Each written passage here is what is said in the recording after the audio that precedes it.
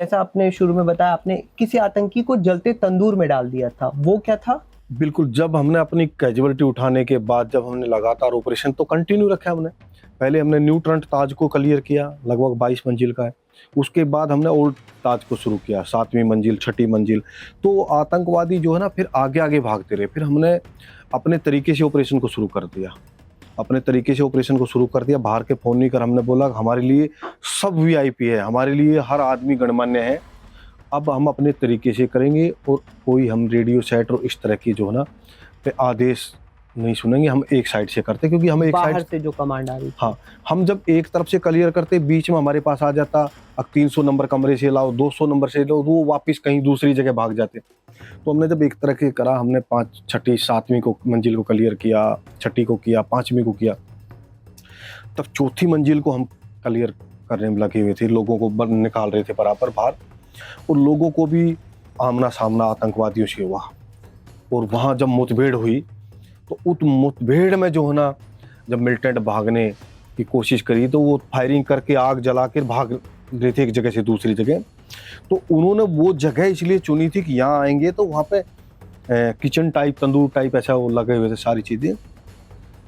हमने जो है ना जैसे उस मिलिटेंट के ऊपर जैसे फायरिंग हुई तो गोलियां लगी, तो जो ना उनको भागा दौड़ी जो हुई उठापटक वहाँ पे, तो उस मिलिटेंट को हमने जो है ना जिंदा पकड़ लिया। लगभग गोलियां लगी हुई थी पर इतना गुस्सा था हमारी टीम के अंदर, हमने अपनी लाशें उठाई हैं। हमने एक अपने मेजर साहब को अपनी आंखों के सामने खो दिया। 4 साथियों को और जो ना गोलियां लगी, जिनको 8-8 7-7 गोलियां लगी, वो कैजुअल्टी देखी थी। वहाँ लाशें ही लाशें देखी, छोटे छोटे बच्चों की लाशें, महिलाओं की लाशें, शरीर पर कपड़े नहीं है, उनको किस तरीके से नोच रखा था। तो कमांडो सुरेंद्र सिंह ने जो है ना अपना आपा खोते हुए, मैं कहूँगा पूरा खुंदक के साथ जो है ना आतंकवादी को जलते तंदूर के अंदर वहीं झोंक दिया।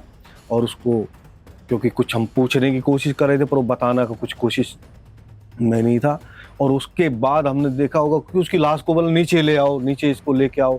लाश को कौन उठाएगा, उन्होंने देखा होगा उसको खिड़की से जो ना हमने बाहर फेंकने का काम किया था। आपने देखा, मीडिया ने दिखाया भी था।